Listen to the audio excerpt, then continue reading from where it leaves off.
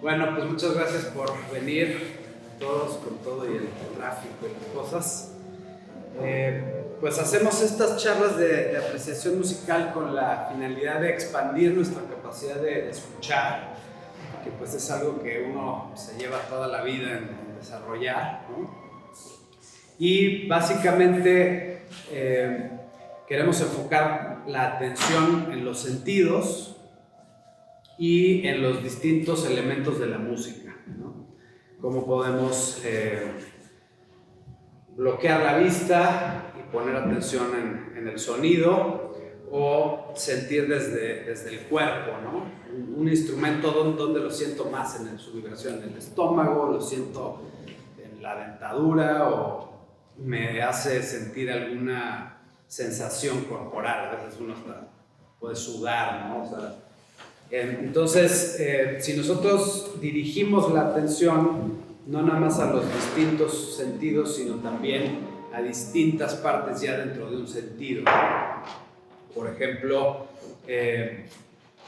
cómo en el espacio puedo ignorar a los instrumentos que estoy escuchando de este lado y dirigir mi atención a los que están de este lado, ¿no? Como si quisiera borrarlos, ¿no? Y de esa manera entonces vamos relacionando nuestra atención también a los distintos elementos de la música, como los hemos mencionado, los tres principales. Ya nos pueden decir acá, los que ya han venido antes: ritmo, el elemento principal de la música; melodía y armonía, ¿no?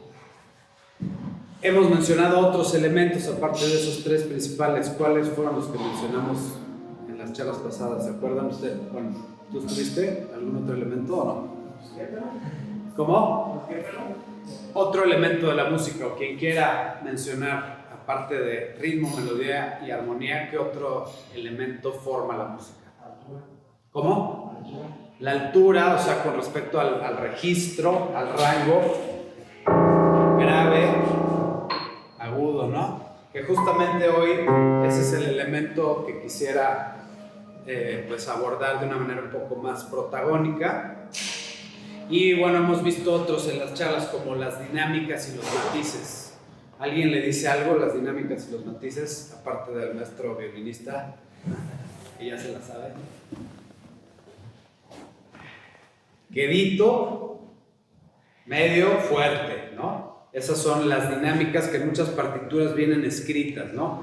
Si un violinista va a tocar algo triple piano, son términos en italiano, o sea, triplemente quedito, o forte, ¿no? Triple forte. Entonces hay partes que son pa, pa, y pues ese rango de matices es muy poderoso en la música, ¿no?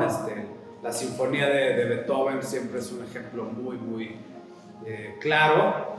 La música fílmica también, ¿no? Como en una película de repente del silencio empieza a sonar muy quedito, y ya cuando están los trancazos hasta hay que bajarle a la tele a veces, o sea, de la música, no necesariamente del sonido que esté en la escena, ¿no? Entonces esa parte pues es como una especie de tercera dimensión de la música. Si por ejemplo yo soy un violonchelista, pues nos emociona mucho de pronto escuchar notas muy queditas, independientemente si van rápido o van lento, y de repente notas más fuertes de volumen, ¿no? Entonces, ¿a qué me refiero con las dinámicas que estamos haciendo? Ustedes pueden imaginar una música muy quedita, o pueden imaginarla muy fuerte, muy activa. Pero al rato que vayamos al concierto, ¿cómo puedo estar atento a ese uso de las dinámicas y los matices?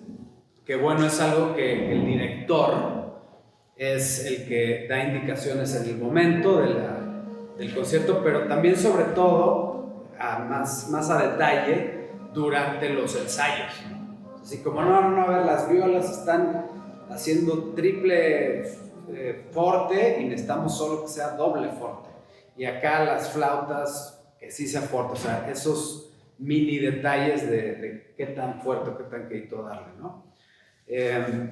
Y por ejemplo hay otros tipos de música que mantienen una sola dinámica de matiz, o sea, de quedito y fuerte, ¿no? Por ejemplo, la salsa, pues casi siempre es, en un sentido de matices, plano. No es que de repente el bajo toque más quedito y luego más fuerte, sino casi todo el tiempo es la misma energía, porque el juego en la salsa está más en otros elementos, ¿no? Como, por ejemplo, el ritmo, que es muy movido, ¿no?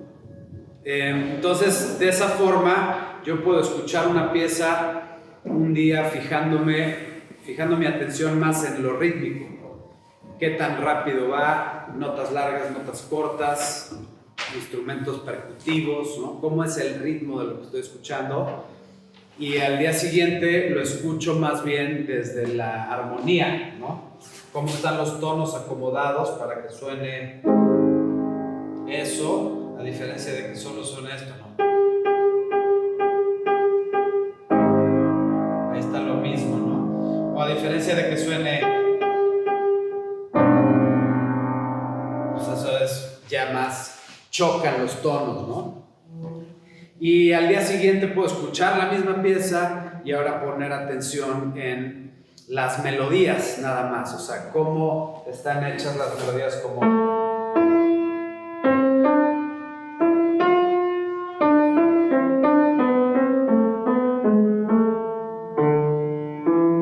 O sea, una nota después de la otra. Hemos mencionado instrumentos melódicos que están diseñados para tocar melodías. El violín es un instrumento melódico.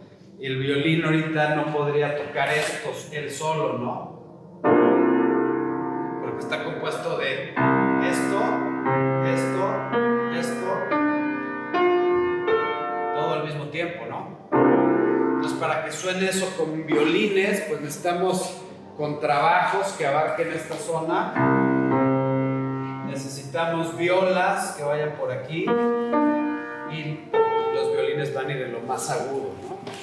Entonces, ese juego de elementos es como un parque de diversiones para nuestro oído en cuestión de estar dirigiendo la atención, ¿no?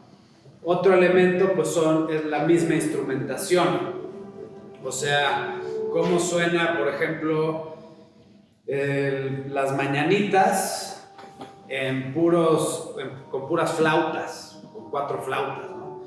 O cómo suenan con jaranas, o cómo suena con puro piano, o cómo suenan a puras voces. O sea, el elemento de la instrumentación también varía mucho la música, y hay ejemplos de piezas que se han grabado, que se han tocado con muchísimas variaciones de instrumentación, ¿no? Entonces ahí también mi atención durante el concierto se puede ir a ver qué están tocando las violas en esta pieza, ¿no? O a ver el percusionista cuánto silencio toca, a lo mejor mucho silencio y solo avienta el triángulo, o a lo mejor lleva una base rítmica durante toda la pieza, ¿no? Entonces, de esa manera estoy realmente en el presente, viviendo la orquesta, y bueno, pues esa es la finalidad principal de escuchar. Menciono lo mismo que mencioné en la charla pasada con respecto a la importancia de escuchar, ¿no? La música es un lenguaje, y yo una vez fui a una conferencia de un doctor en educación y compositor que dijo una frase que se me quedó muy grabada, ¿no? Y él lo que dice es que en la escuela, en la educación pública mundial, nos enseñan a leer, hablar y escribir, pero no nos enseñan sistemáticamente a escuchar, ¿no? Entonces, podemos ser emisores por escrito, por nuestro instrumento, que es esto, ¿no? Y podemos ser receptores con los ojos, porque sabemos leer, nos pusieron ahí a leer, pero auditivamente nunca es así de que, bienvenidos. Gracias. Nunca es así como de que, a ver, no hiciste tu tarea de escuchar hoy, ¿no? O sea, está como esa parte aislada, ¿no? Y bueno, este doctor lo que decía en su conferencia es que él considera que la mayoría de los problemas que vivimos en estos tiempos se dan por ese déficit en en esa parte receptiva de la comunicación, ¿no? Entre países, entre padres, hijos, entre pareja, entre religiones, entre todo, ¿no? De una persona a otra. Entonces, ¿cómo podemos aprender a escuchar y qué significa eso, ¿no? Y hablando del lenguaje de la música, pues entonces es indispensable tener eso claro en la comunicación para poder hacer ejercicios pues, como cualquier otro, ¿no? Y entonces de esa manera comunicarnos mejor y bueno, en el caso de la música, pues tener una experiencia cada vez más rica, ¿no? Entonces, pues esa es la invitación, como a estar teniendo claros los elementos de la música y estarlos dirijo mi atención, ¿no? Entonces, pues la invitación es a eso, a decir, a mí me gusta mucho, por ejemplo, ir solo a un concierto de música, ¿no? Porque no es así como que, oye, o sea, no es platicar, sino es como ver una película, ¿no? Entonces, el ejemplo que les ponía en la escucha de una orquesta es en el cine también me parece muy evidente. ¿Cómo puedo ver una película que me gusta, pero un día la veo como fotógrafo y pongo atención nada más en la fotografía? Otro día lo veo como escritor, solo me fijo en la historia, en los diálogos, ¿no? Otro día lo veo como actor, me fijo nada más en las actuaciones, ¿no? Y así, pues no paro, ¿no? En la música, en la iluminación, en la forma de la película. Hablamos también de ese elemento, que son las partes en la música.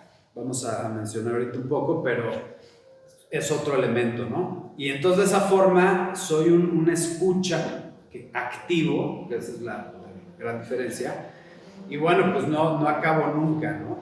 Y eso es algo que yo siempre me pregunto en estos días que tenemos tanto acceso a tanto, ¿no? Como decir, no, pues es que yo tengo una colección de 7,000 discos, pues, órale, y ya los escuchaste o los vas a escuchar o te va a dar tiempo en la vida de escucharlos, o bienvenidas, pásenle, gracias. O sea, o como, ¿por qué tengo 100? ¿No?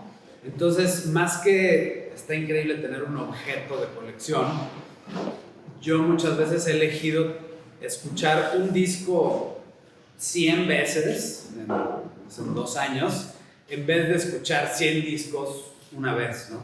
¿Qué tanto podemos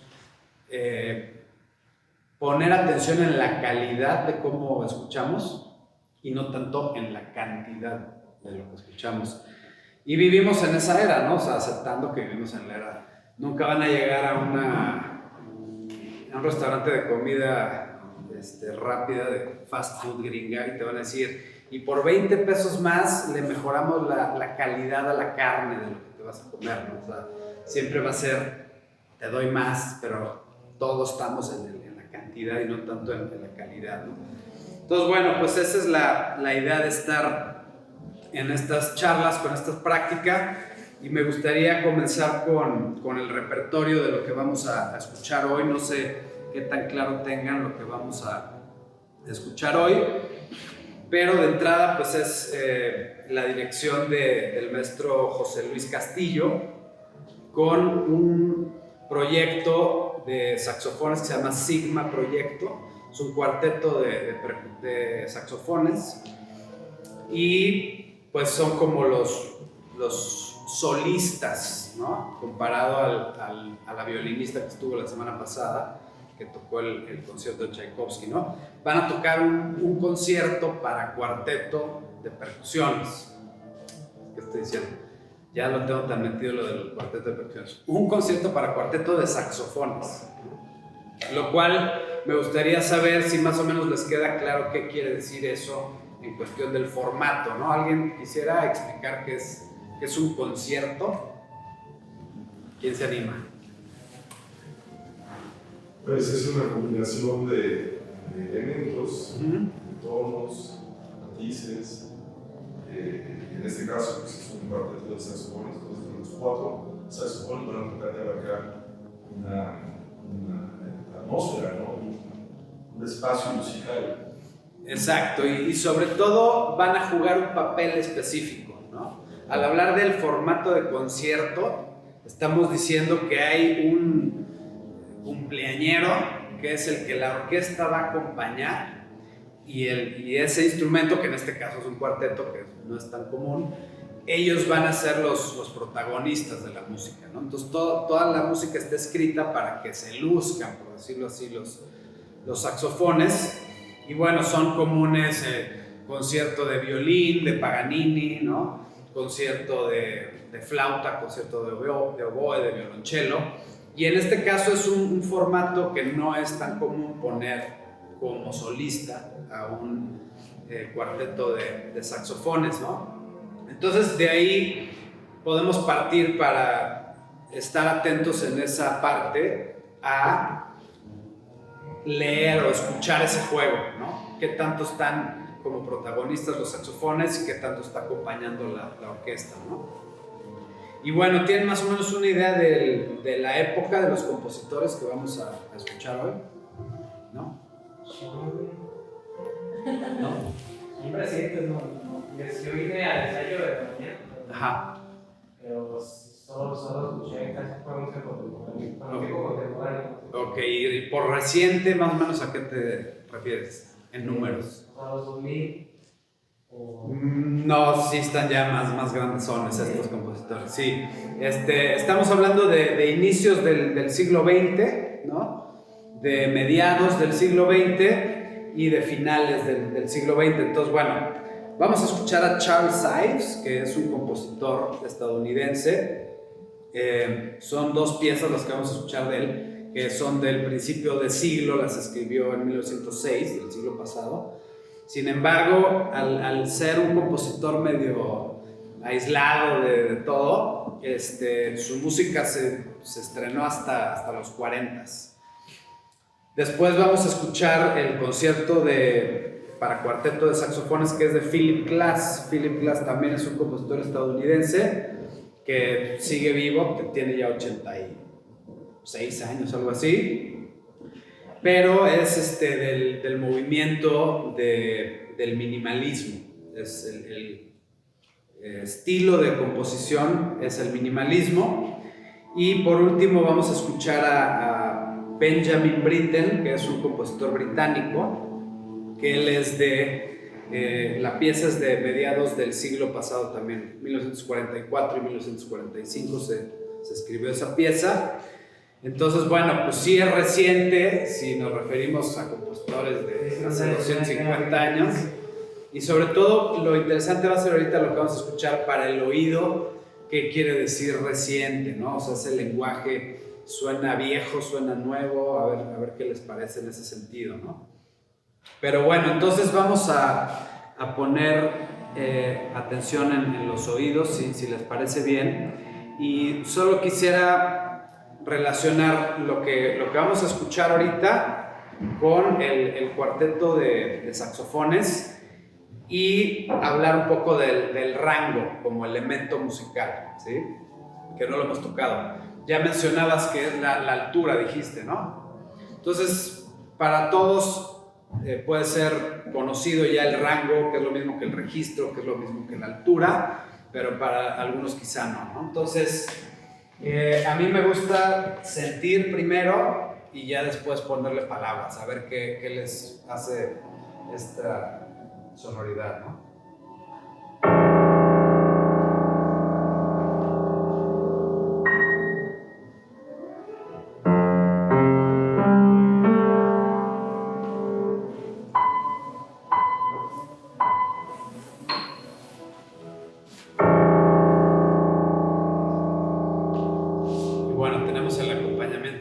Sonando allá arriba, que también está interesante. Pero bueno, para ver cómo estamos sintiendo. Si esto fuera una máquina, el sonido que genera una máquina, ¿qué se imagina que podría ser?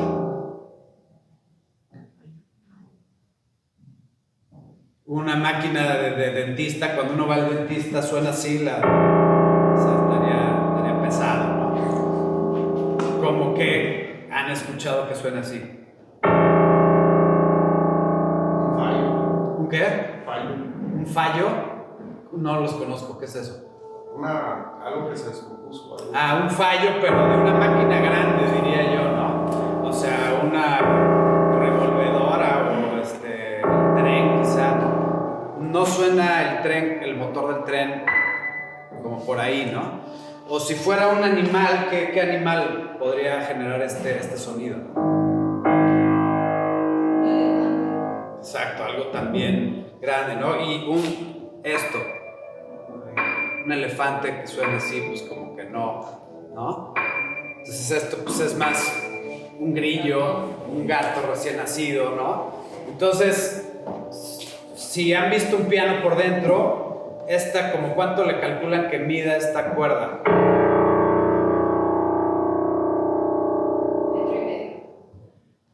Por ahí va la cosa, ¿no? Si toco la cuerda así nada más, es esa cuerdota. Y de grosor, pues tiene como 4 o 5 milímetros, ¿no? Y esta cuerda, ¿cuánto le calculan que mida? ¿Cómo? Si no es que menos, ¿no? O sea, estas cuerditas, hay algunas que tienen 10 centímetros, ¿no? Entonces, esto va relacionado a las frecuencias, las ondas que generan. Una cuerda grande, larga y gruesa, pues va a generar ondas mucho más grandes que percibimos como ondas graves, ¿no?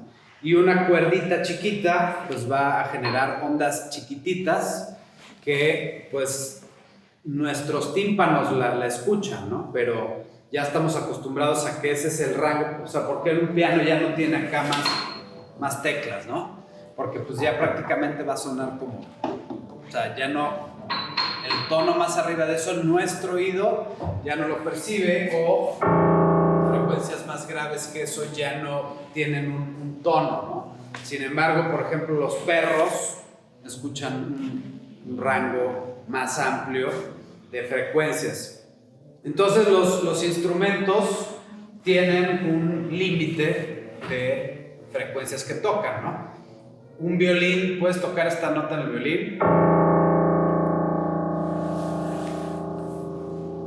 Dice que sí. O sea, voy a ver, no la tienes esa nota en tu violín, ¿sí? Pensé que me dicho que... Digo, está chido, pero...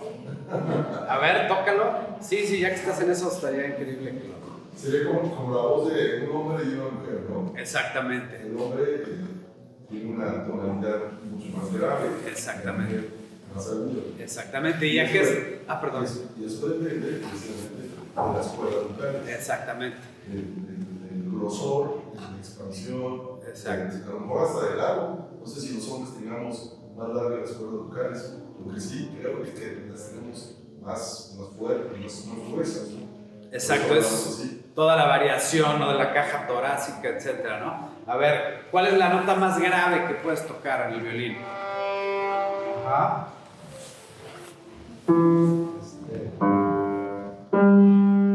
Es ese sol, ¿no? ¿Y cuál es esa es la cuerda 4 al aire, ¿no? Y después la cuerda 3 al aire del violín.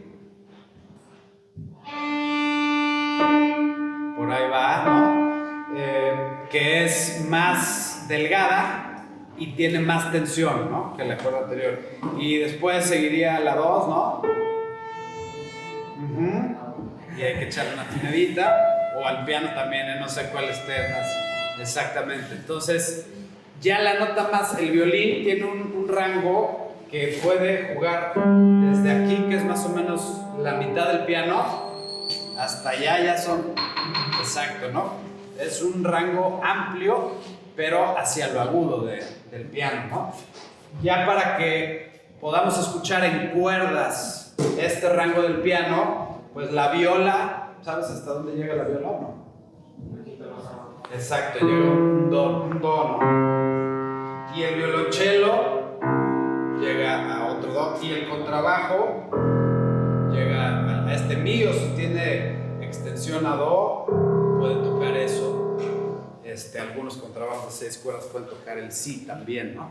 Entonces, ¿cómo podemos dirigir la atención durante el concierto? Ahorita vamos a hacerlo durante la grabación que voy a poner y estar dándonos también cuenta de qué familia de los instrumentos son las que están generando esas frecuencias, ya sea agudas o graves.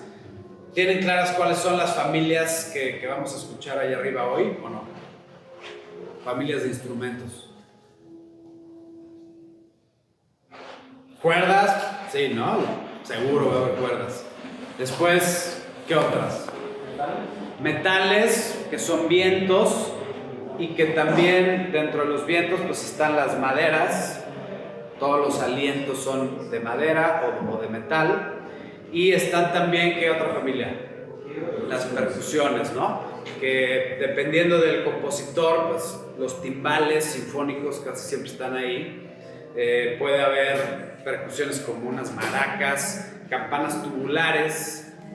Entonces, ¿qué familias dentro de las familias de instrumentos existen para abordar el rango, ¿no? Por ejemplo, el clarinete tiene para el rango grave el clarinete bajo, por ejemplo, ¿no? El corno francés, la trompeta, el trombón, la tuba están en ese grupo de instrumentos de metal que además tienen una boquilla específica como de botella, y entonces entre todos abarcan el rango, ¿no? En el caso de los saxofones, que es al punto al que quería llegar, eso es lo que va a ser como una posibilidad de dirigir la atención en eso. Van a estar como protagonistas, y no sé si saben más o menos cuáles son los saxofones en cuestión del registro, del rango. ¿Alguien los conoce? Tenor, barítono, alto, ajá, y el soprano, ¿no? Exactamente. Entonces, esos nombres también se utilizan muchas veces para las voces, ¿no?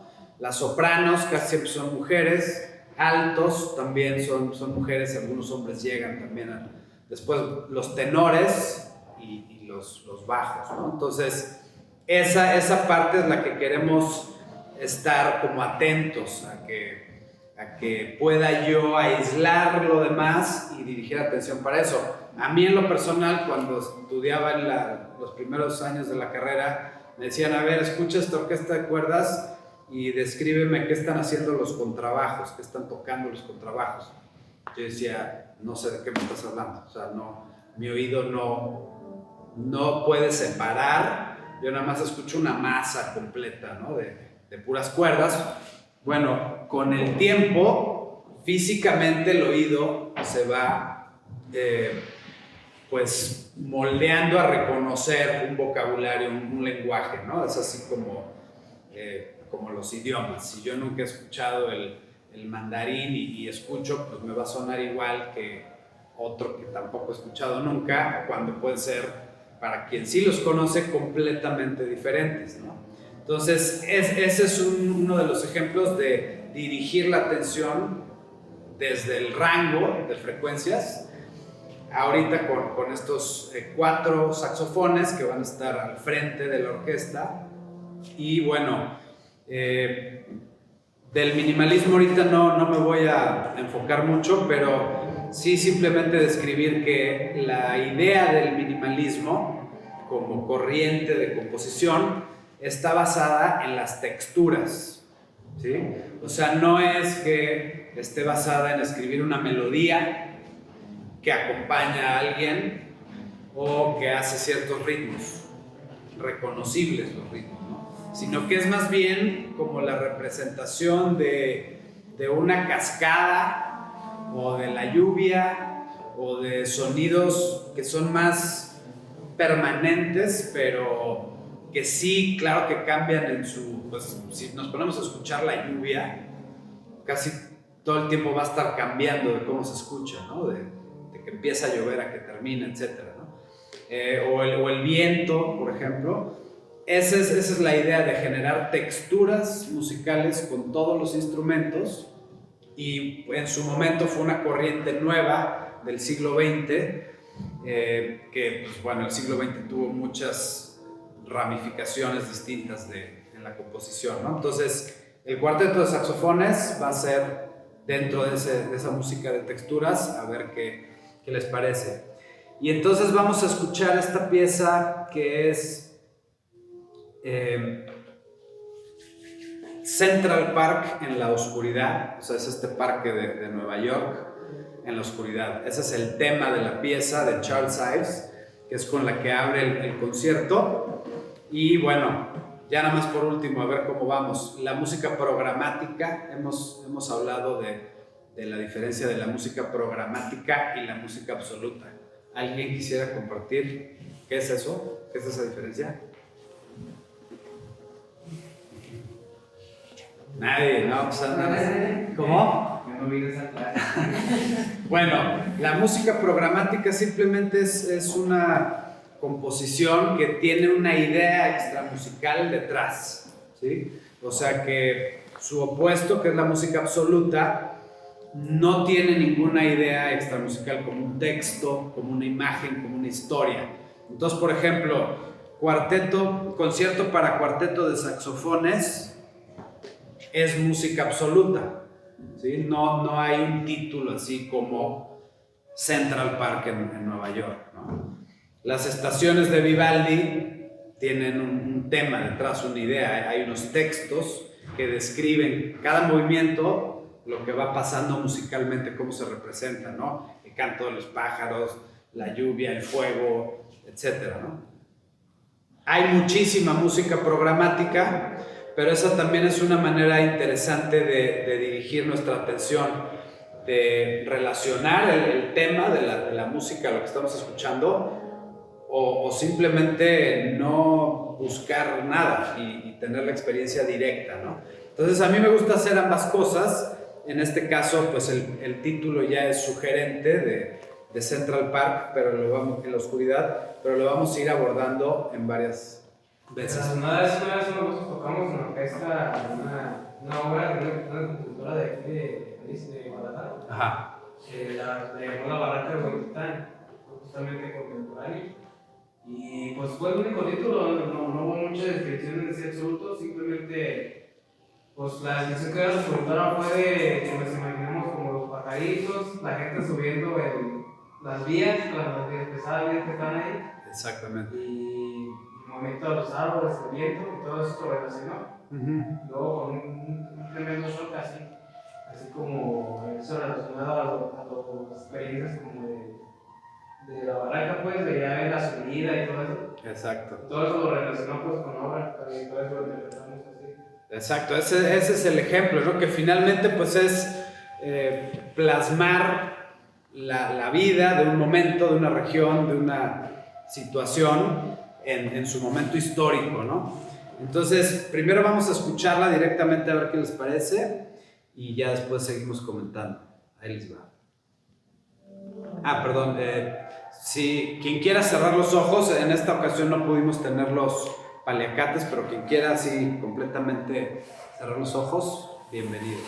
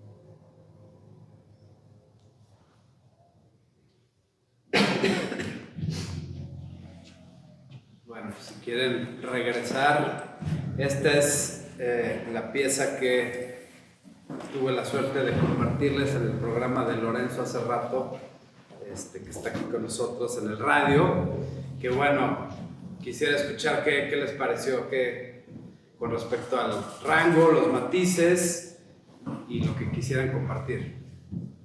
Sonó como un tema, como un tipo de película. Muy cinematográfico, ¿va? Sonó como de repente, así como que de repente tomando pasitos así como dramáticamente, y después se cayó. Sí, que además todo lo que suena aquí arriba no choca tanto, ¿no? Es como parte de la... ¿Alguien más? Pues como mucha tensión. Mucha tensión, ajá. Me imagino, digo, ya en un contexto, pues, digo, hace unos pocos años Nueva York pues tenía mala fama, ¿no? De crimen, de peligro. Exacto. Me imagino que Central Park en la noche, pues, no era un lugar seguro. Exacto. Como que la canción en gran parte no te hace sentir seguro. Exacto. Buenísimo. Y sí. Ok. Muchos rangos graves también de repente, ¿no? Generando esa sensación. Podríamos hablar muchísimo de esta pieza. No me quiero meter tanto en cuestiones técnicas como que, por ejemplo, es bitonal. Para quienes conocen de la tonalidad, usa dos escalas al mismo tiempo, que suena como algo que choca mucho, ¿no? Es como si estuviéramos escuchando casi que dos músicas diferentes.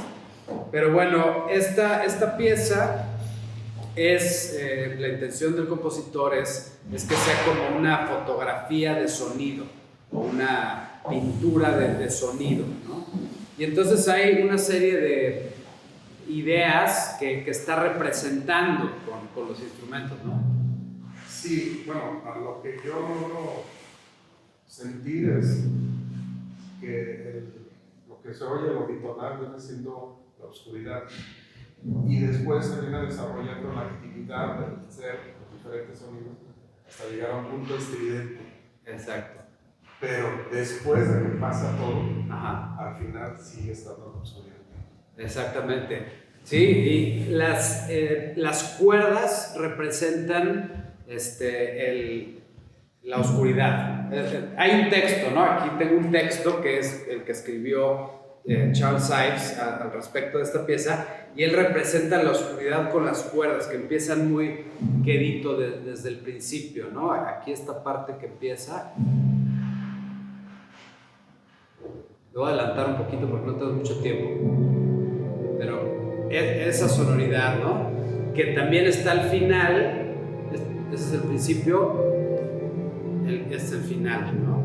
Después de esa explosión que hubo, ¿no? Entonces, bueno, ya podremos relacionar mucho esa representación, pero creo que también vale la pena primero escuchar la pieza a nosotros, que nos remite, ¿no? Entonces, bueno, les menciono cosas a las que está haciendo referencia. Las cuerdas suenan en la oscuridad de la noche, el silencio de la oscuridad, y son interrumpidas por los sonidos de un casino. Cantantes de calle que vienen en círculo cantando, y las melodías de esa época, ¿no? Canciones así como que sonaban en la calle. Algunos búhos que suenan en la noche. Una marcha, una banda que pasa tocando como de marcha, y un como carnaval de calle, ¿no? Que va sonando, hasta que todo se vuelve caótico y viene esta ruptura, y entonces a la distancia se escucha el llanto de un niño y unas guerras de pianolas, de ragtime. O sea, cuando no había ni siquiera viniles, las pianolas podía uno comprar un rollo, metérselo al piano, ponerle play, y el piano tocaba y se veían las teclas así todo, una grabación, pero que estaba en papel, ¿no? Y entonces se describe cómo se escuchaba una pianola en el ragtime, que es un género de música del momento, en una casa por allá y otra pianola por allá, como esas dos músicas que tienen que ver con lo bitonal, ¿no? Con estas dos tonalidades. Y bueno, el sonido de los pocos coches que había, o sea, como un coche por ahí, antes de que fuera esto así, ¿no? La corrida de un caballo, y al final otra vez esta cuestión de la oscuridad, ¿no? Entonces, pues digo, aunque yo no sepa cómo sonaba un caballo en Nueva York a principios del siglo no sé qué, el punto es esa representación, ¿no? Cómo podemos relacionarlo a nuestra propia historia auditiva para que pues ya me identifique yo con la historia, ¿no? Entonces, bueno, yo quisiera seguirles diciendo más y mostrando más cosas. Hoy tuvimos que reducir el tiempo un poco, pero muchas gracias por venir. Espero que puedan disfrutar esta pieza, y vamos a seguir hablando de este material el domingo. Me refiero de las otras piezas que ya no pudimos hablar hoy. Por si quieren, están invitadísimos a gozar antes del concierto. Gracias a todos por venir.